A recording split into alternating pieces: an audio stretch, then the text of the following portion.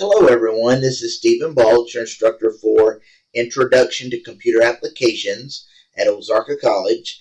Today what I thought I'd do is give you a little bit of feedback on the Excel Module 3 activities that I graded last week, and also the Excel production exam that everyone took this week.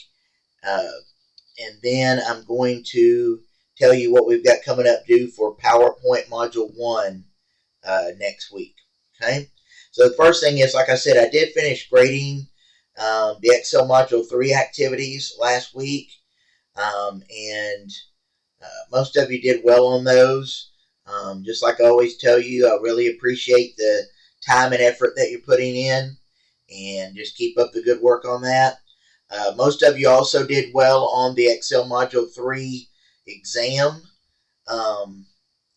There were some kind of common errors that a few of you made that I'm going to go over just very quickly with you, just because we will have an Excel component on the final exam. And so if you miss the points on the Excel production exam, this will give you a chance to study those things that you missed so that you can prepare for the final exam. All right, so the most common errors, the first thing that I noticed is there were a few of you who, instead of entering the specified column titles on 2 lines, you just entered them all on 1 line.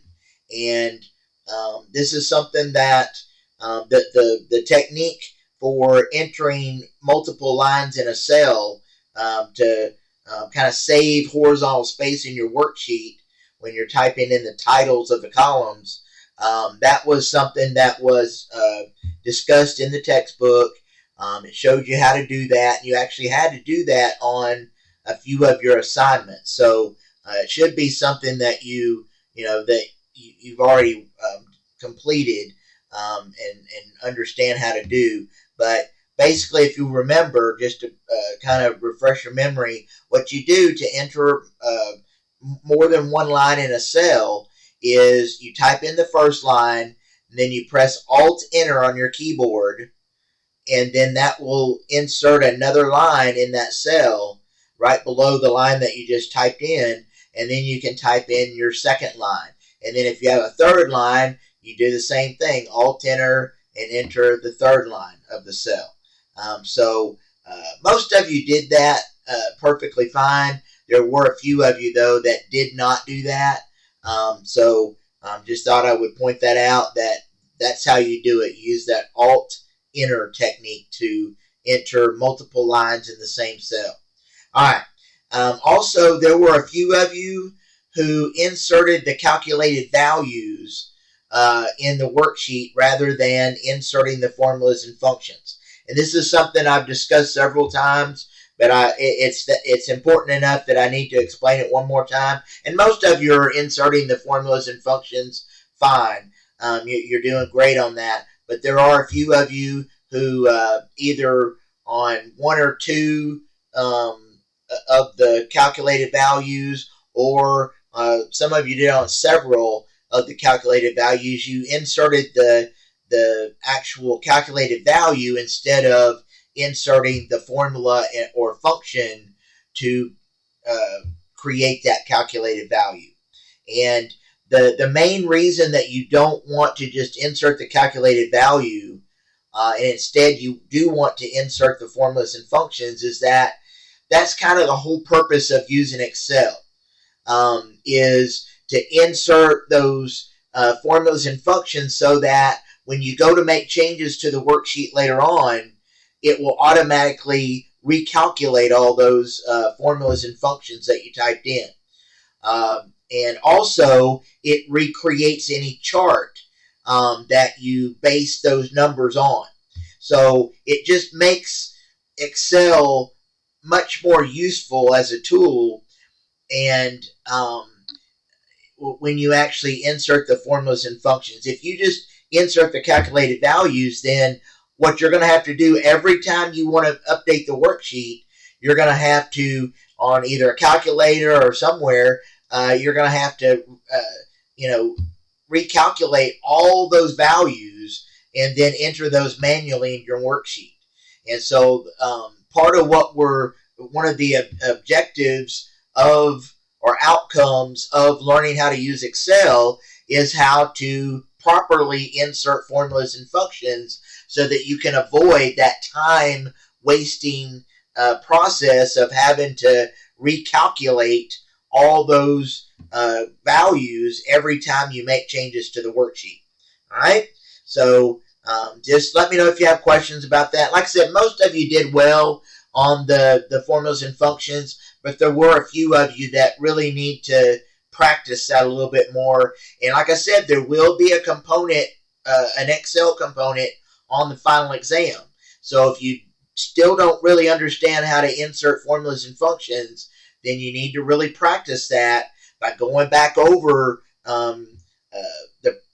the process of inserting formulas and functions so that you're ready for that part of the final exam. Okay. A couple of other things that I noticed is some of you applied a fixed dollar sign instead of a floating dollar sign to the specified numbers of the worksheet. And that's not a real big, huge thing, but it is part of the formatting process. And just remember that if you want to insert a fixed dollar, or a floating dollar sign, you have to use the number dialog box to apply that floating dollar sign. If you just click the accounting style format button, then that automatically applies a fixed dollar sign where you have space between the dollar sign and the first digit of the number. And what it wanted you to do on this particular worksheet was it wanted you to apply floating dollar sign, so you actually had to go in and use the number dialog box to do that. Okay, and then one final thing, a couple of you had problems with the chart. I noticed there were a couple of you that had problems inserting the chart as a new sheet. So some of you didn't do that, and you ended up with a chart that was floating over a worksheet, and that's not what you want to do. So just make sure that when it says to insert a chart on a page by itself, you have to go in and select as new sheet in the dialog box. Okay. All right, so those were basically the common errors on the exam. Just let me know if you have questions about that. Make sure you go in and look at your grade for the Excel production exam and read the grading comments. And like I said, just let me know if you have any questions. All right, like I said, overall, most of you did well on that. All right, so that brings us to what we've got coming up due next. For our next set of activities. So you'll notice right now we're on the end of week 11 of the semester. We just have a few days left in this week, and then we'll be going into week 12 next week. And at the end of week 12, or towards the end of week 12, specifically Friday, April 11th, is when the PowerPoint Module 1 activities are due. All right? And most of you probably use PowerPoint at least a little bit up to this point. I'm sure you've had to use it for various things. But basically, PowerPoint is a presentation graphics program. It allows us to create presentations that are either going to be presented in person or online. And it's kind of a way for us to kind of organize our thoughts and kind of present information in an organized fashion to an audience. So most students that I have ever talked to about this over the years, 20-something years of me teaching, is that PowerPoint is usually their favorite program. So I think you'll find it fun to use. You get to work with a lot of graphics and various things that are kind of exciting to work with, and so I think you'll enjoy it. But just make sure that if you're not real sure how to work through the steps in the textbook, if you're having a hard time working through the steps in the textbook, remember that on the assignment 1 page, I do have demonstration videos here that show you, where I take you basically step by step through the process of creating the PowerPoint slides, all right, and formatting them and inserting the pictures and all those various things. All the pictures that you need for the assignments are going to be under additional resources here.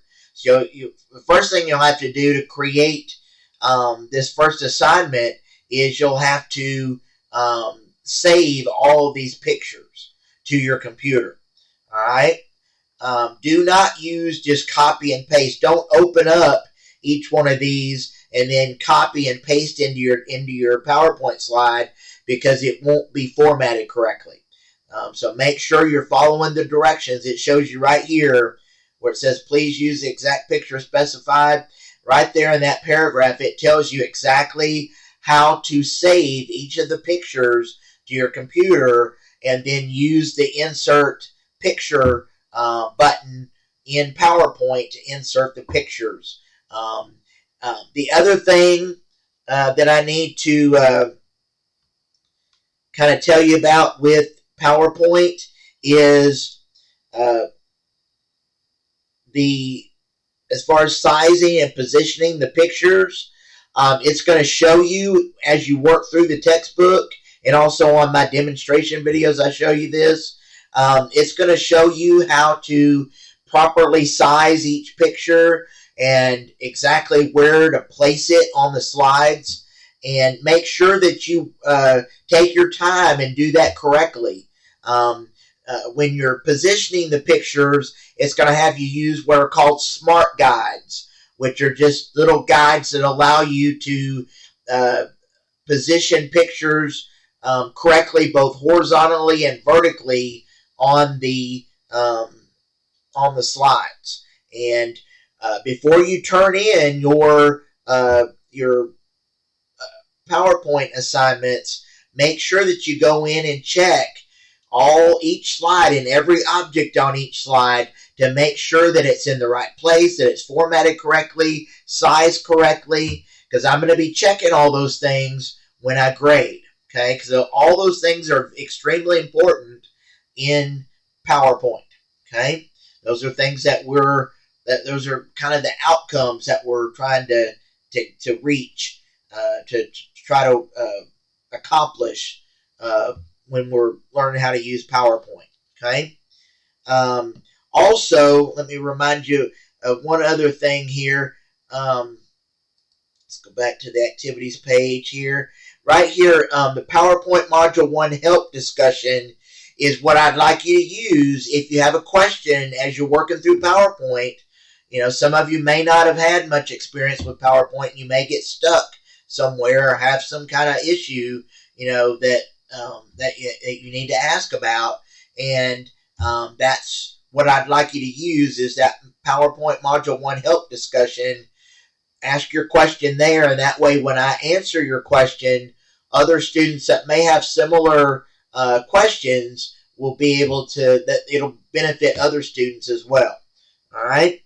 And so, like I said, you've got PowerPoint Module 1, assignments 1 through 3, and the objective test, all due by a week from today, which is Friday, April 11th. Okay? So you've got a little bit of time, but don't wait until Friday of next week to get started. Go ahead and be working on it now and give yourself plenty of time. Okay? And that's all I have for you for today. So enjoy your weekend, and I will talk to you again sometime. Probably not next week. Probably it'll be the beginning of the following week, because I'll have to have time to grade that Module 1 set of activities. All right? So I will talk to you then. Thank you.